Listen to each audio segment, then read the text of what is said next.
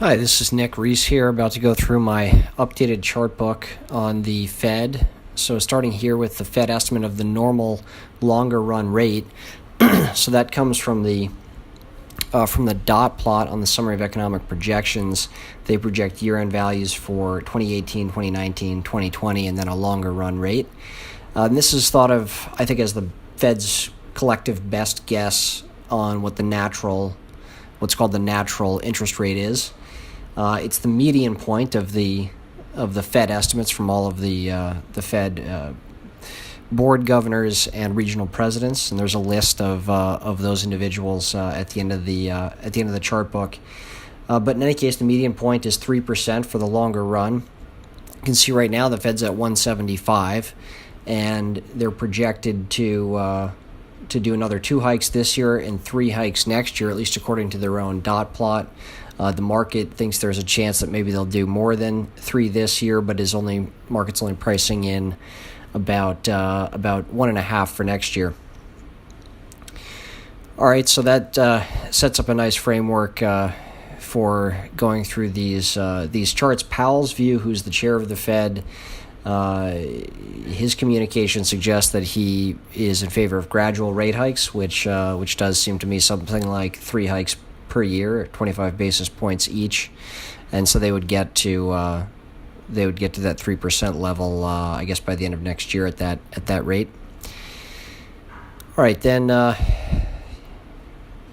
Yes, this shows what's priced in for the year, 1 year out from today, so 2.42. The current rate 1.625. So that's the way that the Fed does it now, is that they have a range. The current range is from 150 to 175, and the effective rate is basically somewhere in the middle, usually the midpoint, which is 1.625 here.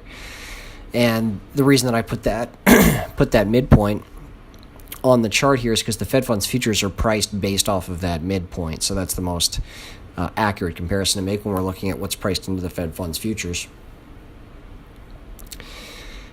All right, then the Fed's I would say their main primary mandate is inflation targeting. They have a dual mandate, which includes maximum employment as well as price stability. But I think price stability, which was I just think it's the one that they feel like they have more control over, and they, I think, put more emphasis on. And that's based on the headline PCE year-over-year inflation rate, which is right now at 1.97% as of the last reading. So it's pretty much at the target goal, but there are some base effects at work right now given the year-over-year rate of change in the oil price. And you can reference the inflation chart book for more details on the base effect with respect to inflation rates and in general on our inflation outlook. The inflation expectations here, this is a common one that the Fed mentions and looks at. It's the 10-year break-even rate, which is basically saying the 10-year TIPS rate minus the 10-year nominal rate, and the TIPS rate represents the real rate of interest on the Treasury inflation-protected securities, TIPS. And so using that, we can basically kind of back out what the market's implying the inflation rate to be. And right now that's 2.13%, so that's a little bit above the Fed's 2% inflation target. All right, then this chart shows the U3 unemployment rate, which just ticked down to 3.8 as of the last jobs report, and the average hourly earnings for production and non-supervisory employees year over year. That's the black line, and you can see that has a pretty nice mirror image quality to it going back over the last couple cycles. And then in this cycle it had been, I think, thought to be unusually low or stubbornly low given how much the unemployment rate was coming down.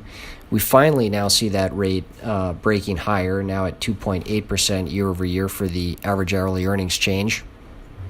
And so that could mean that finally inflationary pressures are picking up from what's known as a reduction in slack in the labor market, basically meaning as the unemployment rate goes down, fewer and fewer workers are there in the pool on the sidelines to hire from.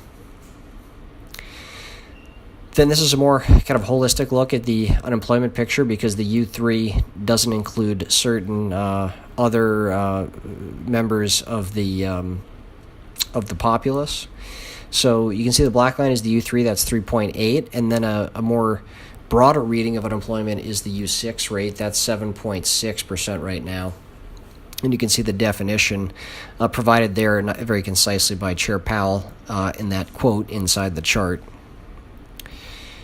All right, then here's a chart showing the prime age labor force participation rate. I think that Powell is looking for this to get back to the level of the pre-crisis level, somewhere around maybe 83%. Seen a couple downticks here in the last two jobs reports. So that, in Powell's mind, I think suggests that there's still some labor market slack remaining. I think he'd be looking for that prime age labor force participation rate to keep moving higher. The reason to focus on the prime age laborers, which is 25 to 54 years old, is that there's some demographic reasons for the overall trend decline in the labor force participation. Here again, looking at prime age, but focusing just on the male labor force participation rate, which is sort of a cleaner way of looking at it, just because of the sort of cultural and societal changes that happened over this time period. But what we can see here is that this is not demographic, because it's taking the 25 to 54-year-old age group, and we see this long-term trend decline. And I think a couple reasons have been cited for this. Talk about them a little bit there through the words of Chair Powell in that quote box. But the point is that if this participation rate gets back to that trend line, that could suggest an elimination of labor market slack and possible increase in inflation pressures. All right, then moving to the financial conditions. So one thing that you can see very starkly in the last hiking cycle, which was from 04 to 06, the Fed hiked actually at every meeting 17 times in a row. And they didn't affect financial conditions at all during that hiking cycle. And then eventually in the summer of 2007, something broke. That was basically the first signs of chinks in the armor in the financial system that eventually led to the financial crisis, or was a symptom of those problems. So here what we can see is that actually, even as the Fed has been hiking rates since December of 2015, they really have not affected real-world financial conditions. These real-world financial conditions look at things like mortgage rates, bank lending standards, various kind of credit spreads. They have 105 sub-indicators, very well-constructed index from the Chicago Fed. It's my preferred metric for financial conditions. And you can see that that's actually at a lower, financial conditions are actually looser now than when the Fed started hiking in December of 2015. And so to me, that suggests that the Fed will likely continue its gradual pace of rate hikes. I think one thing that might indicate the end of the hiking cycle is if we see the financial conditions starting to really move higher. And one thing to note is that oftentimes monetary policy acts with a lag, and some economists estimate that lag to be as much as 18 months. And so if you think about the 3 rate hikes that took place last year, along with the decision to start to bring down the size of the Fed's balance sheet by letting some of the securities mature and roll off the balance sheet rather than reinvesting them, those were all sort of tightening type measures, but you could argue that those haven't really been felt and won't really take effect until actually 2019. And so I think some of the action that the Fed has taken hasn't really fed through yet. And so one way of monitoring that is financial conditions. Then, speaking of the Fed's balance sheet, so this shows the various phases of QE and tapering, and now what we're calling here QT, or quantitative tightening. So that's allowing these assets to roll off the balance sheet, and they have a fixed schedule for that. And so that's, in other words, that's not based on making meeting-by-meeting decisions, unlike the Fed funds rate. For the Fed funds rate, they look at the incoming data, and then they have a discussion, they have a vote, and they either vote to move rates or hike rates or stay on hold or cut rates. Well, in this case, they've said that this is going to be basically on autopilot in terms of the reduction of the size of the Fed's balance sheet. And so whether or not it's 3 hikes this year and 3 hikes next year, this, at least as far as we know, is going to continue this sort of balance sheet reduction process, and that should contribute, maybe even more than rate hikes, to tightening financial conditions. So I think that this is something to monitor and be aware of, that the financial conditions might really start to tighten next year in 2019 as this continues to accelerate.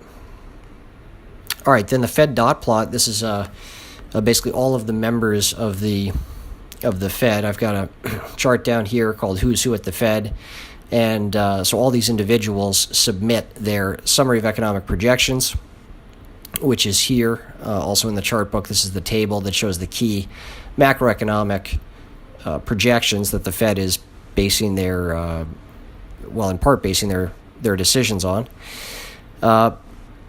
And then this here, called the dot plot or the dot chart, is followed very closely by the market, but basically it's where all those individuals listed here are projecting the Fed funds rate to be. It's technically the participants' assessments of appropriate monetary policy.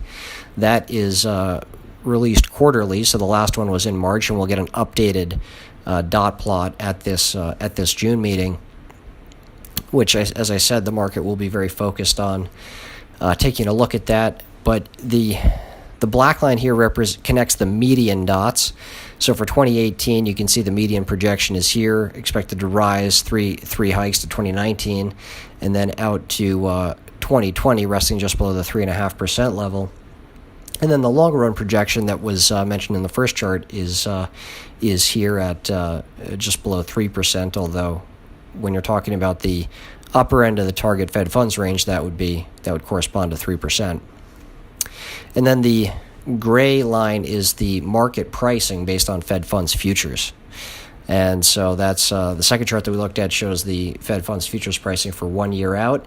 So you can see they're actually pricing more than the median dot for the end of this year, so that would be December 2018, but actually are below where the Fed median projection is for the end of next year. So there's some room either for the Fed to come down in terms of what they're going to do, or for the market to reprice higher towards that median point there. All right, so if you want to take a closer look at the Fed, the list of who's who at the Fed or the projections, go ahead and download the PDF chart book. All right, thanks.